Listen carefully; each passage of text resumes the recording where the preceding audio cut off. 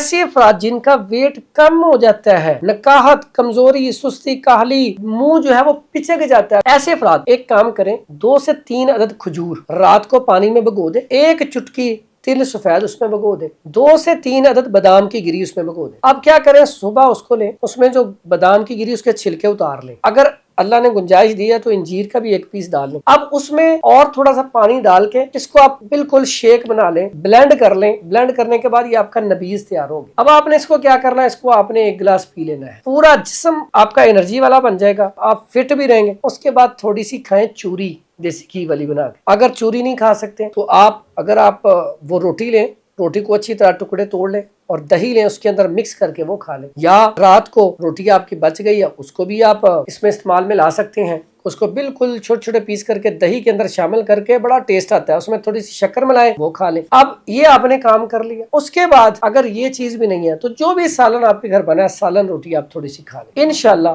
अल्लाह के हुक्म से आपका जो वेट कम है, दिनों में आपका वेट पूरा होना शुरू हो जाएगा और आपके अंदर एनर्जी, कमाल की एनर्जी आएगी।